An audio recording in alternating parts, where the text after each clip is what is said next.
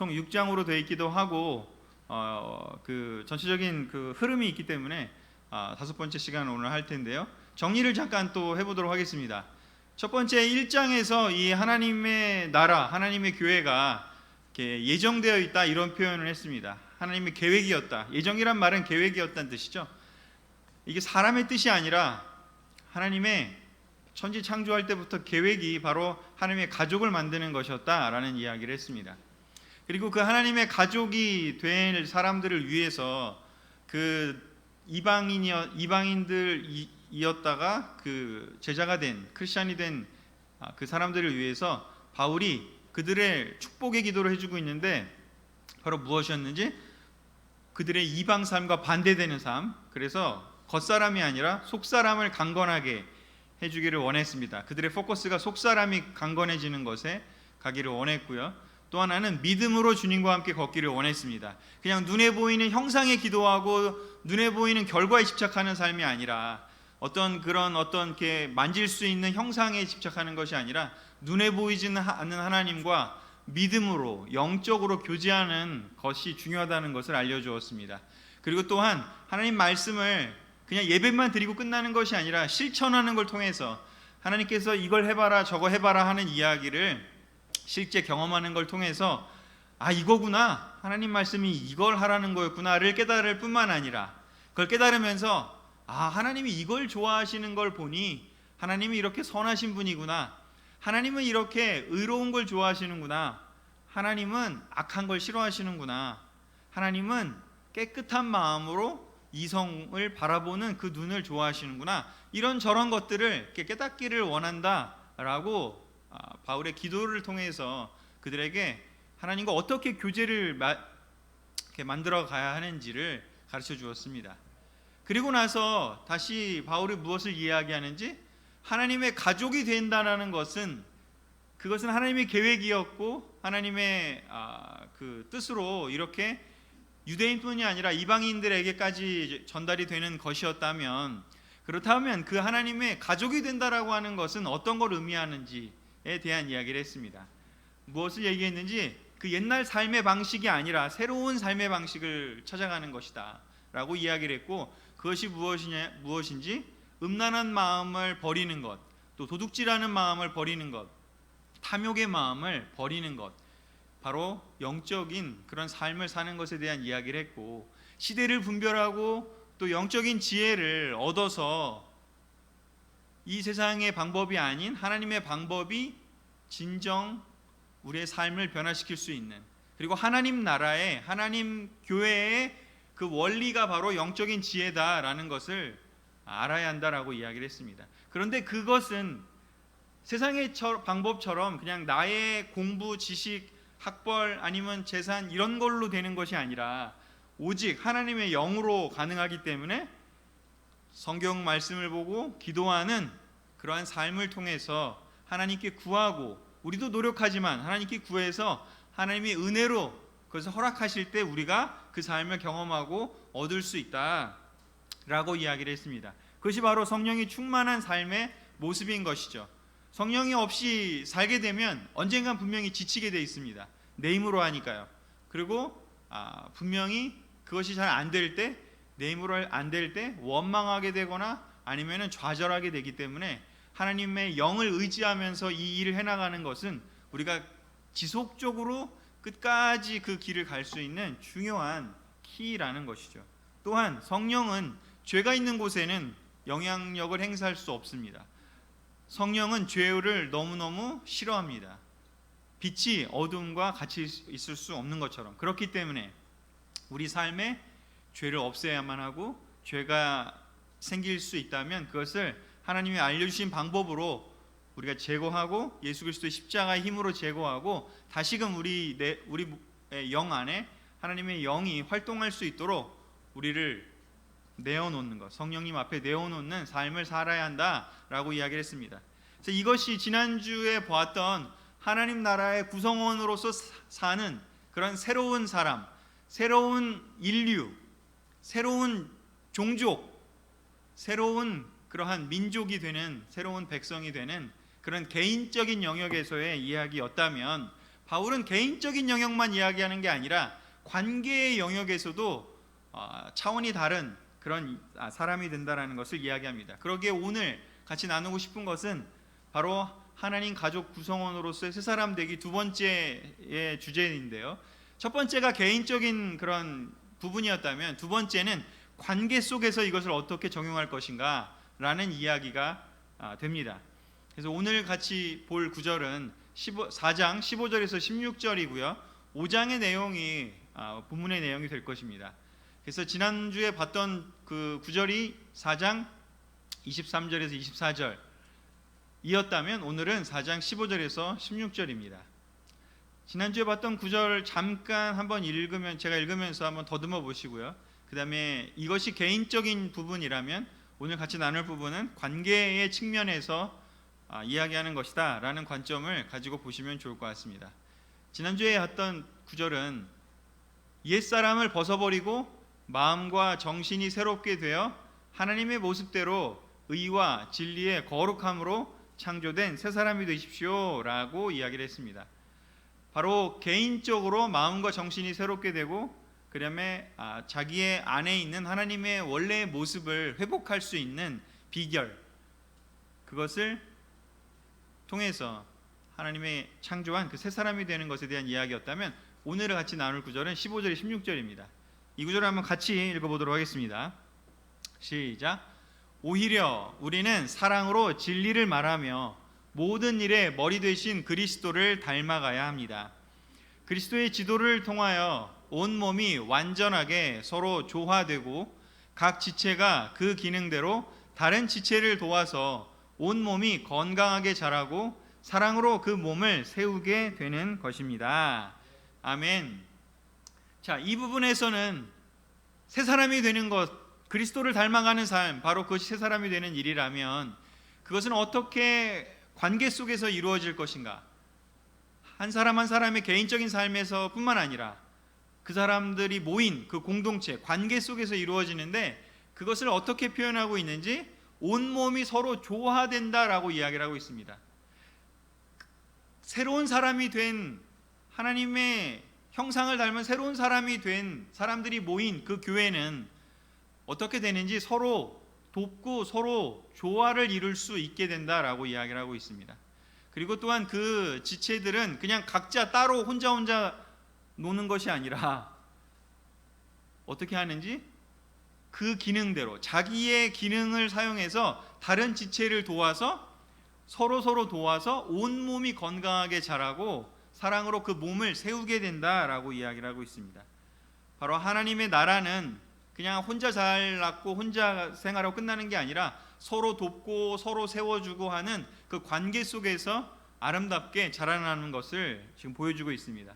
그래서 이 15장과 16장 뒤에 여러 가지의 그 이야기가 나오는데 크게 세 가지의 카테고리로 이 공동체적인 그 관계 속에서 어떻게 그것을 새로운 사람 되기가 일어나는지를 설명하고 있는데 세 가지 카테고리는 바로 이렇습니다.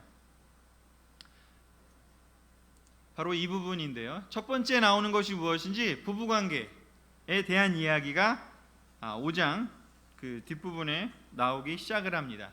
그래서 이 부부관계 속에서 어떻게 하면 하나님의 가족이 된 사람들이 부부관계 속에서 어떤 부부관계를 만들어갈 것인가를 이야기를 하고, 두 번째는 부모와 자녀 관계는 또 어떻게 만들어지는가에 대한 이야기를 하고 있고요. 세 번째는 업무적인 관계라고 기록을 했는데 이 본문에서는 종과 주인의 관계라고 이야기를 하고 있습니다. 그래서 이 세 가지의 카테고리가 우리의 관계적인 측면을 나타내는데 그것의 전제 조건을 먼저 이야기하고 있습니다. 이 부분으로 들어가기 전에 전제 조건을 바로 이렇게 설명하고 있습니다. 5장 21절인데요. 아주 간단한 구절인데요. 제가 0번으로 적어온 이유는 이 뒤에 있는 세 가지를 하기 전에 기본적으로 이것이 전제되어야 한다라고 되어 있기 때문입니다. 바로 그것은 5장 21절인데요. 어떻게 되어 있는지 그리스도를 두려워하는 마음으로 서로 복종하십시오라고 되어 있습니다. 바울은 앞으로 이야기할 세 가지의 관계의 기본 베이스로 근본적인 그 원리로 뭐를 이야기하는지 그리스도를 두려워하는 마음으로 서로 복종하십시오 라고 얘기를 하고 있습니다. 이것이 되어야 그 다음을 이야기할 수 있다는 것입니다. 이것이 무엇인지를 모르고 이것을 인지하지 못하고 있는 상태에서 뒤로 가면 엉뚱한 이야기를 할 가능성이 크기 때문입니다. 그래서 우리의 모든 관계가 그리스도를 두려워하는, 여기서의 두려워한다는 건 무서워한다는 게 아니라 경외하며 사랑하는 의미에서의 두려워함이죠. 우리가 하나님을 생각할 때 느끼는 것은 너무 놀라운 큰 존재를 앞에서 느끼는 경외하는 마음을 이야기하는 것이죠. 즉 예수님을 경외하는 마음 속에서 사랑하는 그러한 태도를 가지고 거기에 전제해서 우리가 서로를 대하는 것을 이야기합니다.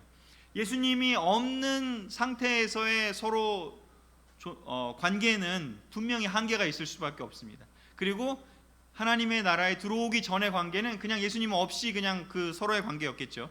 하지만 예수님이 중심이 되는, 머리가 되는 관계에서는 바로 우리가 모든 관계의 기준은 예수님과 나와의 관계가 어떠해야 되는지에서 시작이 된다는 것이죠. 실제로 예수님도 요한복음 13장 34절에서 이렇게 이야기를 하셨죠. 이제 내가 새로운 계명을 너희에게 준다. 서로 사랑하여라.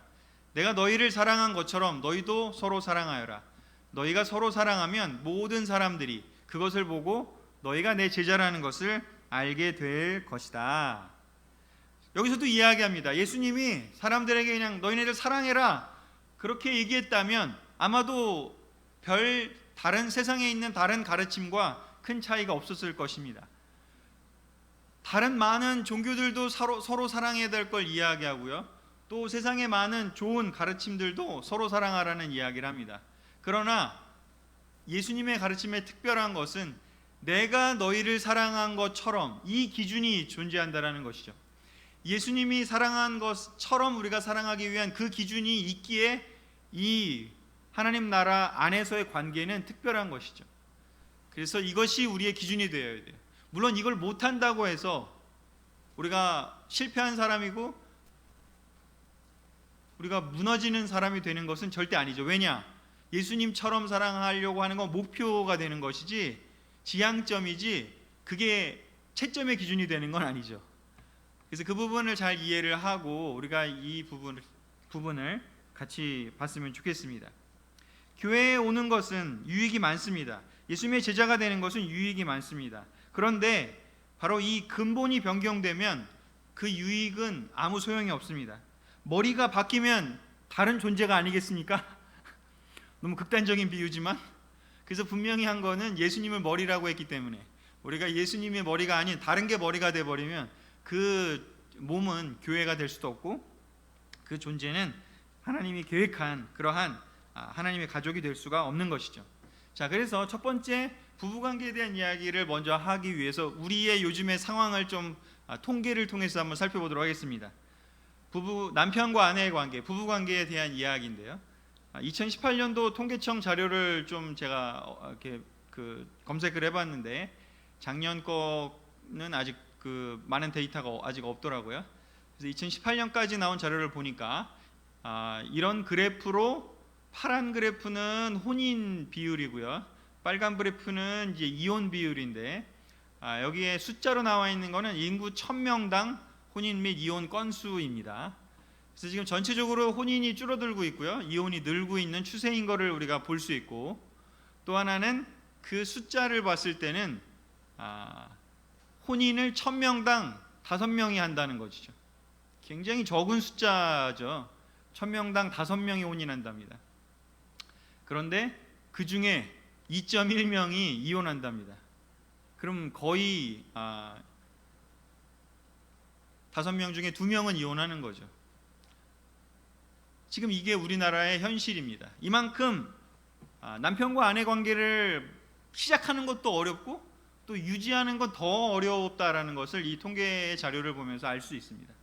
근데 하나님 관계, 하나님 나라 안에서 예수 그리스도를 머리로 삼는 그 관계 안에서 우리가 배우지 않으면 혼인하는 것도 또 혼인을 유지하는 것도 부부관계를 시작하는 것도 그것을 유지하는 것도 그만큼 어렵다라는 것을 생각해 보게 되는 자료가 아닌가 싶습니다. 또 한 가지의 그 자료를 보니까 예전에는 그 회색으로 된 것은 98년도의 통계입니다. 그때는 결혼한 지 4년 이내에 이혼하는 비율이 전체 이혼 비율 중에 30%였답니다. 결혼하고 나서 10커플이 결혼을 하면 4년 안에 3커플은 헤어지는 거예요. 그리고 나서 그 다음 또 한 4년 5년 동안에 또 한 23%가 헤어진답니다. 그러면은 한 10년 되면은 반밖에 안 남는 거죠. 그러면은 결혼 10년 하고 이후에 남는 사람은 반밖에 안 됐다는 거죠. 자, 그런데 지금 2018년도의 그 비율을 보니까 이게 좀 달라진 것이 있는데, 이제는 최근의 경향성은 무엇인지 결혼한 지 4년 또는 10년 안에 결혼하는 그 숫자는 상대적으로 비슷하지만 문제는 뭐냐면 비율이 달라졌다는 겁니다. 그 이야기는 뭐냐면 이제 20년 지나신 분들, 결혼한 지 20년 지나신 분들이 용기를 내서 이혼을 하기 시작하신 거죠.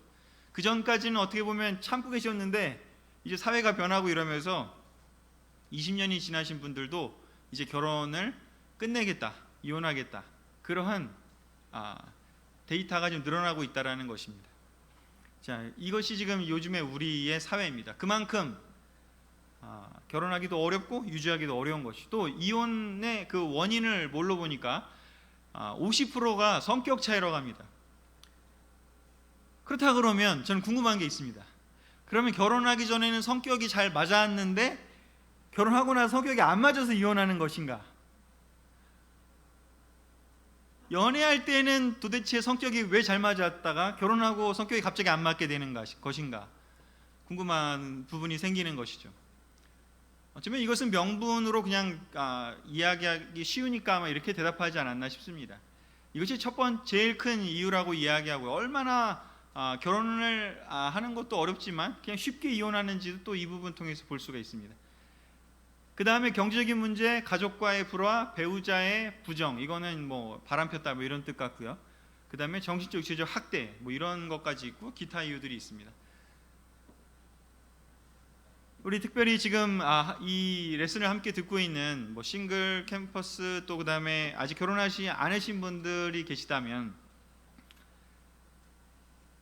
잘 한번 보셨으면 좋겠습니다. 우리 낭만적인 결혼을 사람들이 되게 원하지 않습니까? 세상에서의 결혼은 결혼하기 전에는 낭만적인 요소를, 뭐 운명적인 어떤 사람을 찾아야 한다. 만날 수 있을까? 나를 너무나 사랑해주는 사람 찾아야 될까? 이런 생각을 많이 하겠죠. 그리고 나서 결혼한 후에는 낭만적인 건 다 사라지고 현실적인 요소만 남는 거죠. 그래서 세상의 기준은 결혼하기 전에는 낭만적인 것, 결혼한 후에는 현실적인 것이 되어버린다는 것이죠. 그러나 하나님 나라에서는 결혼에 대해서 어떻게 이야기하는지 이 부분을 같이 보면서 한번 우리가 잘 깊게 생각해 봤으면 좋겠습니다. 에베소서 5장 22절에서 23절과 25절에 이렇게 결혼의 관계에 대해서 가르치고 있습니다. 같이 읽겠습니다. 시작. 아내들은 주님께 순종하듯 남편에게 순종하십시오. 이것은 그리스도께서 교회의 머리가 되시는 것처럼 남편은 아내의 머리가 되기 때문입니다. 그리고 그리스도는 자기 몸인 교회의 구주가 되십니다. 남편들은 그리스도께서 교회를 사랑하시고 교회를 위하여 자신을 바치신 것처럼 아내를 사랑하십시오. 아멘. 성경은 바울을 통해서 하나님은 무엇을 가르치시는지 아내와 남편의 관계를 교회와 몸인 예수 그리스도와 교회의 관계를 이해해야만 적용할 수 있는 그런 관계로 설명하고 있습니다. 그래서 크리스찬 안에서의 부부관계는 너무나 특별하고 다릅니다. 기준이 낭만적인 것도 아니고 현실적인 것도 아니고 그 모든 것을 포함하고 뛰어넘는 바로 하나님 나라, 하나님 교회, 하나님의 가족, 이것을 이해할 때 우리가 올바르게 결혼 생활을 할 수 있다라고 이야기를 하는 것입니다. 여기서 아내들에게 요구하는 것은 순종하는 것을 이야기를 하는데, 이걸 잘 보면, 이 전제를 잘 보면 남편은 리더로서 머리에 비유하고 있습니다. 남편이 리더 역할을 할 때 따르는 사람인 아내에게 필요한 것은 바로 순종인 것이죠. 여기에 순종은 무엇이냐면 자발적인 순종을 의미합니다. 따르는 사람이 리더가 뭘 하자고 하는데 자발적으로 따르지 않을 때 그 관계는 리더가 올바르게 리딩할 수 있을까요?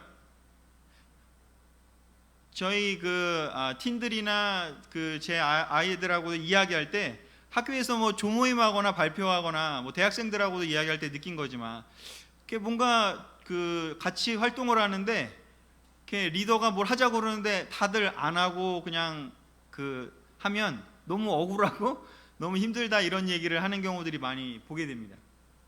그만큼 누군가가 리더 역할을 할 때 따르는 사람에게 요구되는 것은 자발적인 참여와 순종인 것이죠.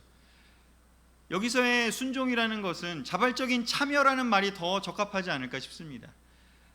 순종이라고 하는 것은 그냥 리더가 시키는 거를 그냥 100% 그냥 다 그냥 하는 의미이라기보다는 그 리더가 하는 것에 참여하면서 도와서, 아까 우리가 본문에서 본 것처럼 도와서 전체적으로 하려는 일이 잘 될 수 있도록 함께 참여하고 함께 역할을 하는 것이죠.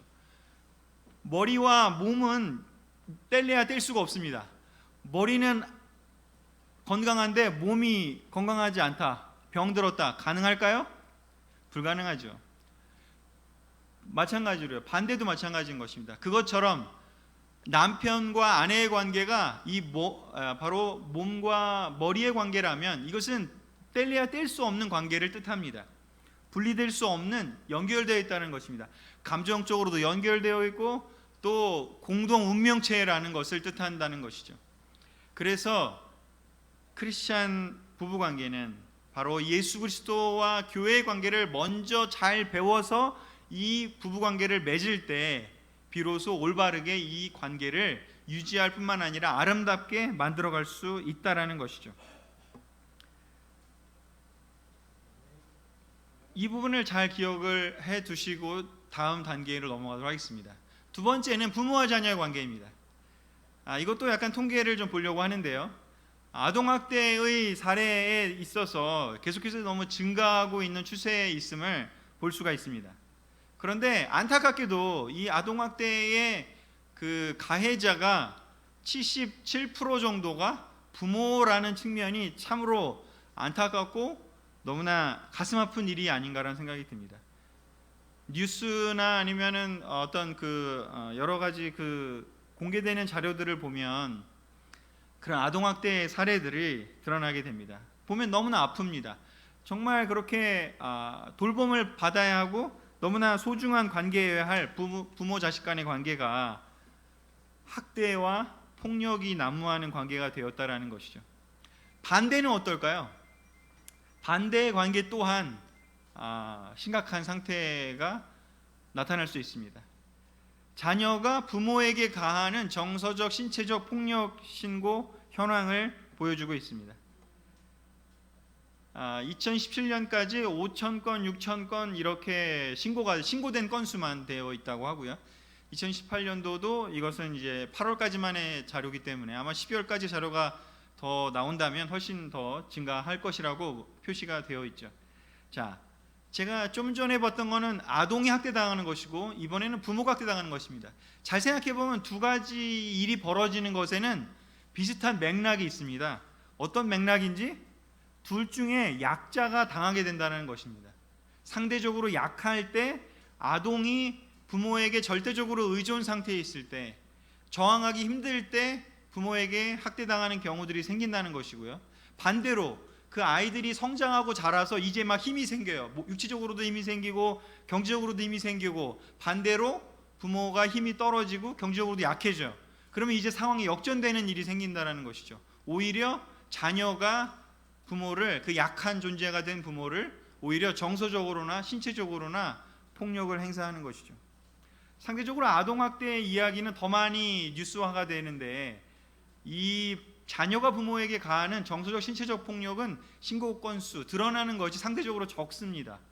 그 이유는 무엇이냐면 부모기 때문에 내 자녀가 나쁘다고 손가락질 받고 지탄받는 거를 차라리 그냥 내가 당하고 말지라는 생각들을 더 많이 하기 때문에 부모가 참는 경우들이 더 많은 것이죠. 어찌됐건 두 가지 모두가 다 세상에서 나타날 수 있는, 또 우리도 잘못할 수 있는 그런 충분한 사례가 존재함을 여기서 보여주고 있습니다. 그러기에 이 부모와 자녀의 관계도 결코 그냥 거저되는 것이 아님을 볼 수가 있습니다. 이 부분도 배워야 하는 것이죠. 바로 이 부분에 대해서 에베소서를 통해서 하나님은 또한 바울을 통해서 가르쳐주고 있습니다. 어떻게 해야 되는지요? 6장 1절에서 4절입니다. 같이 읽겠습니다. 시작. 자녀들은 부모에게 순종하십시오. 이것이 주님을 믿는 사람으로서 옳은 일입니다. 내 부모를 공경하라 하신 말씀은 약속이 보장된 첫째 계명입니다. 그 약속은 계명대로 사는 사람이 복을 받고 오래 살게 된다는 것입니다. 부모들은 자녀의 감정을 건드려 화나게 하지 말고 주님의 훈계와 가르침으로 잘 기르십시오. 아멘. 부부관계뿐만 아니라 부모 자녀 관계에 있어서도 리더와 따르는 자의 관계를 보여주고 있습니다. 여기서는 부모가 리더 역할을 하는 것이고요, 자녀가 따르는 자의 역할을 합니다. 자, 아까 본 부부관계에서처럼 똑같이 따르는 사람에게 요구하는 것은 동일한 단어가 쓰였습니다. 순종. 이것도 달리 우리가 좀 더 적극적으로 이해할 수 있는 말로 하면 자발적인 참여라고 이야기할 수 있습니다. 부모가 뭘 하자고 제안을 할 때 자녀들은, 리더가 뭘 하자고 제안할 때 자녀들은 자발적으로 참여할 필요가 있는 것이죠. 때때로 좀 하기 싫으면 왜 하기 싫은지를 설명하고 또 그 대안을 제시한다면 그 리더가 그렇구나, 그러면 그걸 해볼까라고 이야기할 수 있을 수 있도록 적극적인 의사소통의 태도가 필요하다는 것이죠. 그래서 이 순종은 자발적인 참여라는 그 단어가 굉장히 중요한 단어입니다. 바로 순종이라고 하는 단어는 예수님의 순종에서 왔기 때문에 우리가 그 단어를 그렇게 이해해야 됩니다. 우리 세상에서 쓰이는 순종의 개념은 뭔가 굴복적이고 굴종적이고 수동적이지만 예수님의 순종을 잘 생각해 보십시오, 여러분. 예수님이 하나님께 순종했을 때 어떻게 했는지 본인이 자발적으로 본인의 신적인 권리를 포기하고 인간이 되어서 인간의 삶에 들어가 참여하면서 사람들과 소통하는 것을 예수님이 순종했다, 이렇게 표현하는 것이죠. 그렇기 때문에 성경에 나오는 그 순종의 개념을 우리가 예수님의 순종이라는 관점에서 우리가 잘 봐야 됩니다. 자, 여기서 잘 보면 자녀들에게는 이렇게 자발적인 참여를 요구했습니다. 그런데 부모에게 하는 요구는 무엇인지, 자녀의 감정을 건드려서 화나게 하지 말아라 라고 첫 번째 이야기를 하고 있습니다. 이걸 왜 하지 말라 그랬을까요? 자녀의 감정을 건드려 화나게 하지 말고를 이야기를 했는데 왜 이게 쓰였을까요? 그렇게 하니까, 그렇죠? 그냥 내추럴하게 그렇게 하기가 쉬운 거예요. 부모가 의식하지 않고 깨어있지 않으면 이렇게 하기 쉽다라는 거예요. 자녀의 감정을 건드려 화나게 할 가능성이 크다는 거예요. 그래서 이 부분을 부모님들은 생각을 많이 해야 되는 것이죠. 그럼 대안은 무엇인가? 주님의 훈계와 가르침으로 가르쳐라. 예수님의 말씀으로, 예수님의 가르침으로, 예수님의 지침으로 자녀를 가르쳐야 한다는 것이죠. 이것은 자녀의 어릴 때부터 시작해서 크게 자라날 성인으로 클 때까지의 전체의 과정을 자세하게 디테일하게 설명하지는 않고 그냥 원리로만 이야기를 했습니다. 그래서 이거를 디테일하게 우리가 더 공부하고 더 이해하기 위해서는 요즘 생활에, 실질적인 현실의 생활에 적용하기 위해서는 자녀 양육 세미나에서 하시면 되고요. 지금 원리를 배우는 시간이니까. 잘 생각해보면 어릴 때는 자녀들이 부모를 잘 순종해요. 왜냐? 부모에게 전적으로 의존 상태에 있기 때문입니다. 부모가 주는 것에 적극적으로 기대하고 그것을 요구하려고 합니다. 근데 문제는 뭐냐? 아이들이 커가면서 적극적인 자발적인 참여를 안 하려고 할 때 문제라는 것이죠. 이 레슨을 듣고 있는 우리 프리틴부터 해서 틴, 그리고 더 큰 성인 자녀 포함해서요. 우리 자녀들은 하나님의 축복이, 바로 복을 받고 오래 살게 된다는 축복이 보장된 그러한 요소가 바로 이 자발적인 참여, 순종, 영적인 순종이라는 것임을 기억하기를 원합니다. 여러분들을 위해서 이렇게 하라고 한다라고 성경은 표현하는 것입니다. 그냥 부모님 조차라고 그냥 하는 것을 넘어선다는 걸 여러분이 기억하기를 원합니다. 여러분이 영적인 순종을 하지 않으면 여러분에게 유익이 되지 않아요. 부모님에게도 유익이 되지 않지만 여러분에게 유익이 되지 않습니다. 여러분의 유익을 위해서 여러분이 적극적으로 자발적으로 부모님과 소통하려는 태도를 가지고 예수님이 하나님 말씀에 순종해서 어떻게 됐는지를 잘 생각해보고 공부해보고 연구해보면서 여러분들이 이 태도를 가질 수 있도록 하셔야 합니다. 부모님들은 자녀의 감정을 건드리지 않게, 굉장히 지혜가 많이 필요한 영역이에요. 감정에 민감해져야 되는 영역인 것이죠.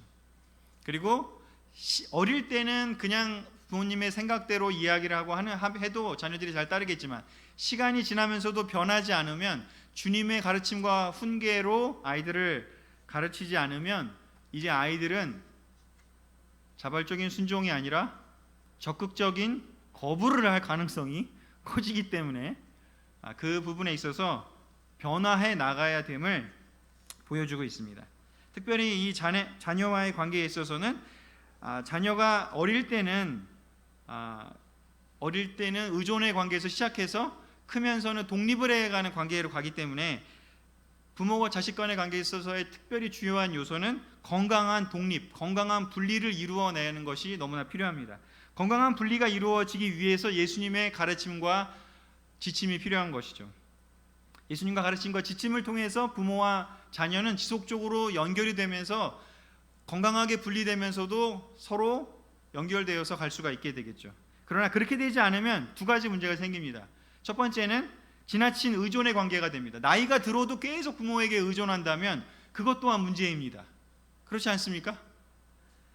또 반대는 무엇인지 너무 독립을 해버려요. 아예 끊어져 버려요. 그렇게 되면 어떻게 되는지 끊어진 관계가 돼버리는 것이죠. 그래서 이렇게 되지 않기 위해서 성경을 통해서 우리가 지속적으로 배우고 그 관계가 영원히 잘 유지될 수 있도록, 영적으로 유지될 수 있도록 하나님이 이런 말씀들을 우리에게 남겨주셨습니다. 세 번째는요, 업무적인 관계라고 이야기를 했는데 에베소 6장 5절, 8절, 9절에 이렇게 이야기하고 있습니다. 먼저 보도록 하겠습니다. 에베소 6장 5절, 8절, 9절. 성구절이 많으니까 그냥 제가 읽겠습니다. 종들은 그리스도를 대하듯 두렵고 성실한 마음으로 주인에게 순종하십시오. 종이든 자연이든 누구든지 선한 일을 하면 주님에게 그만한 상을 받는다는 것을 아십시오. 마찬가지로 주인들도 종들을 그렇게 대하고 윽박지르지 마십시오. 여러분과 종들의 주인 되시는 분이 하늘에 계신다는 것과 그분은 사람의 겉모양을 보지 않으신다는 것을 알아야 합니다.